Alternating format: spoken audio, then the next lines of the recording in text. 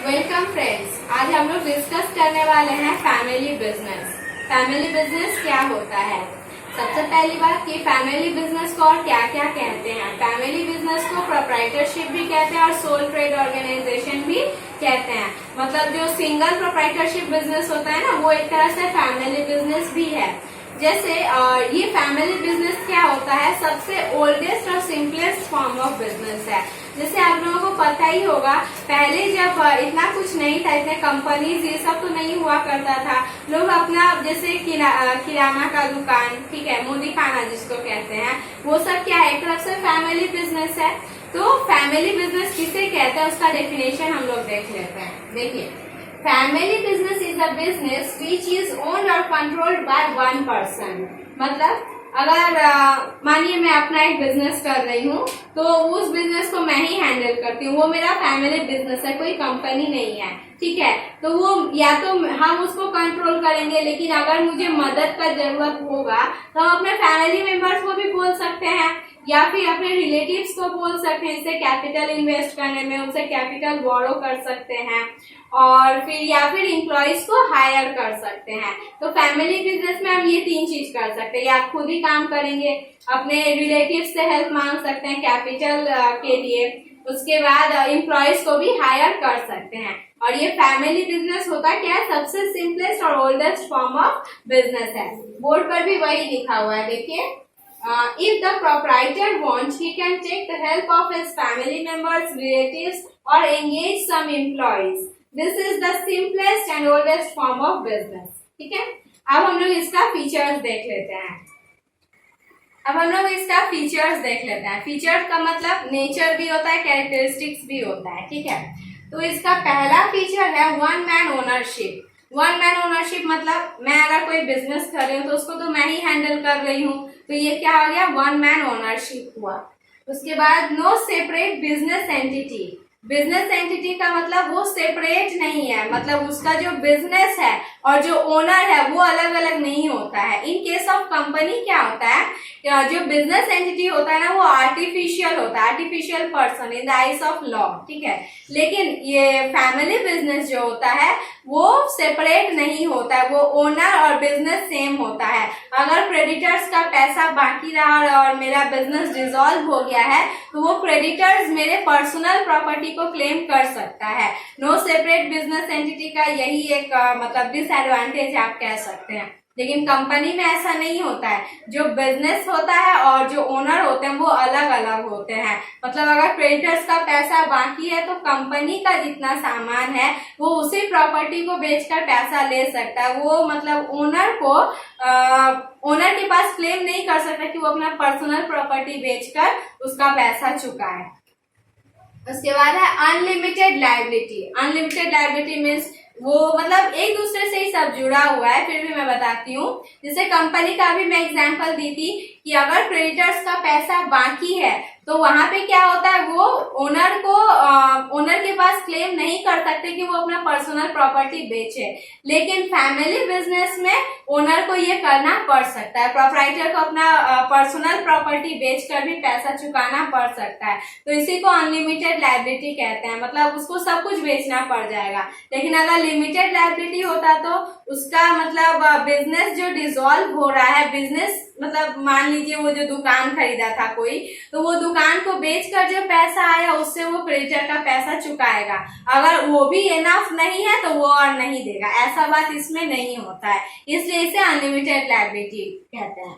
उसके बाद आता है ऑल प्रॉफिट और लॉस टू द प्रोप्राइटर। अब जाहिर सी बात है, बिजनेस को हम ही चला रहे हैं, तो जितना प्रॉफिट होगा या लॉस भी अगर हुआ तो वो भी तो हम ही बियर करेंगे। अगर प्रॉफिट होगा तो हम एंजॉय करेंगे और लॉस होगा तो हम बियर करेंगे। उसके बाद no separation between ownership and management. जहाँ बड़ा बड़ा बिजनेस होता है वहाँ क्या होता है कि मतलब अब एक जो ओनर है वो तो सारे फील्ड में जाकर चेक नहीं कर सकता है ना कि काम ठीक से चल रहा है कि नहीं चल रहा है। वो एम्प्लॉइज को हायर करता है हर लेवल पर फैमिली बिजनेस अगर वो छोटा है, ठीक है, तो वहां पे क्या होता है, जो ओनर है वो खुद ही उस बिजनेस को हैंडल कर सकता है। तो चलिए अब हम लोग इसके एडवांटेजेस को देख लेते हैं। चलिए अब हम इसका एडवांटेजेस देख लेते हैं। क्या होता है, simple simple form of organisation, मतलब इसको स्टैब्लिश करने में ज्यादा कोई झंझट नहीं है, मतलब लीगल फॉर्मेलिटीज को पूरा करना जरूरत नहीं पड़ता है इसमें। तो ये सिंपल फॉर्म ऑफ ऑर्गेनाइजेशन होता है। आप बिजनेस कर रहे हैं, आप ही मैनेज कर रहे हैं, मतलब उसमें लेवल्स नहीं होते हैं, तो ये सिंपल होता है। उसके बाद ओनर्स फ्रीडम, मतलब हम जो चाहेंगे हम वही कर सकते हैं, हमको किसी से डिस्कस करने की जरूरत नहीं है, किसी का मतलब रूल मानना नहीं पड़ेगा कि यही करना है वही करना है, ऐसा कुछ नहीं है। यहाँ पे ओनर का फुल फ्रीडम होता है, ओनर या प्रोप्राइटर आप जो भी करें। उसके बाद हाई सीक्रेसी, अगर हम बिजनेस को मैनेज कर रहे हैं, हैंडल कर रहे हैं, तो जो भी बिजनेस का सीक्रेसी रहता है वो तो मुझे ही पता होगा, मुझे जरूरत ही नहीं है किसी को बताने का। अगर मुझे मतलब कोई वैसा कंपल्शन यहाँ पे होता नहीं है कि मुझे शेयर करना पड़ेगा। उसके बाद इजी डिसोल्यूशन, मतलब हम कभी भी उस बिजनेस को एंड कर सकते हैं, हम जब चाहेंगे उसको। अगर हम लॉस ज्यादा इनकर कर रहे हैं, मेरा मन हुआ कि नहीं अब हम फैमिली बिजनेस नहीं करेंगे, तो हम इसको आसानी से डिसॉल्व कर सकते हैं। The fifth one is tax advantages, means जिसे जो सोल प्रोप्राइटर होते हैं ना, उन्हें एक बार टैक्स देना पड़ता है, बट कंपनी में हो सकता है उसे ओकेजनली टैक्स देना पड़ता है या फिर डबल टैक्स देना पड़ता है। तो ये इसमें फैमिली बिजनेस में नहीं होता है। यही सब उसका एडवांटेजेस है फैमिली बिजनेस करने का। अब हम लोग इसका डिसएडवांटेजेस देख लेते हैं। देख लेते हैं कि फैमिली बिजनेस करने से उसका कुछ, अगर देखिए फायदा होता है तो नुकसान भी होता है। तो इसका क्या क्या नुकसान होता है? पहला है लिमिटेड रिसोर्सेस। फैमिली बिजनेस में हम या तो रिसोर्स खुद लाएंगे, जैसे कैपिटल इन्वेस्ट करना होता है वो हम खुद ला सकते हैं। अगर मेरा कैपिटल कम पड़ रहा है तो हम रिलेटिव से मांग सकते हैं, लेकिन आप रिलेटिव से कितना मांगिएगा, है ना। रिलेटिव भी तो एक हद तक ही देते हैं ना, एक लिमिट तक देते हैं। तो यहाँ पे जो रिसोर्सेज रहता है ना वो कम रहता है, हम बैंक से लोन नहीं ले सकते हैं, ये सब का प्रॉब्लम थोड़ा होता है। उसके बाद है लिमिटेड एबिलिटी। एक पर्सन क्या हर फील्ड में एबल हो सकता है, ऐसा तो जरूरी नहीं है। मानिए हम किसी प्रोडक्ट का प्रोडक्शन कर रहे हैं, तो क्या होगा, उसे परचेज करना है, सेल करना है, उसका प्रोडक्शन करना है, तो वो क्या हम सारे फील्ड को कर पाएंगे? डिसीजंस भी लेना पड़ेगा, हम उसका प्रोडक्शन भी कर रहे हैं, कैसे हो पाएगा? तो एक पर्सन जो होता है वो सारे फील्ड में एबल नहीं हो सकता है। उसका वो हो सकता है किसी एक चीज में या दो चीज में बहुत अच्छा, लेकिन और बाकी काम कौन करेगा? तो इस वजह से ये इसका एक डिसएडवांटेजेस हो जाता है। उसके बाद अनलिमिटेड लायबिलिटी तो मैं इसके फीचर्स में ही डिस्कस की थी। मीन्स अगर जरूरत पड़े तो उसे अपना पर्सनल प्रॉपर्टी को बेचकर भी लायबिलिटीज को चुकाना पड़ सकता है, तो वही अनलिमिटेड लायबिलिटी होता है। तो ये भी तो मतलब आपका डिसएडवांटेज ही है ना। अगर कंपनी होता है तो उसके बिजनेस का जितना भी मतलब प्रॉपर्टी होता उसी को सेल करके सिर्फ उसका पैसा उसको देना था। पर्सनल प्रॉपर्टी से सेल नहीं करना पड़ता, लेकिन फैमिली बिजनेस में उसे करना पड़ रहा है, तो ये डिसएडवांटेज है। उसके बाद लास्ट है limited life of enterprise. Limited life क्यों?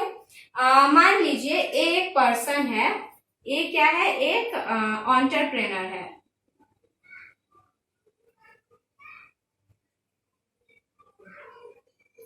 एक एंटरप्रेन्योर है, वो बिजनेस कर रहा है। He has no son and daughter, he has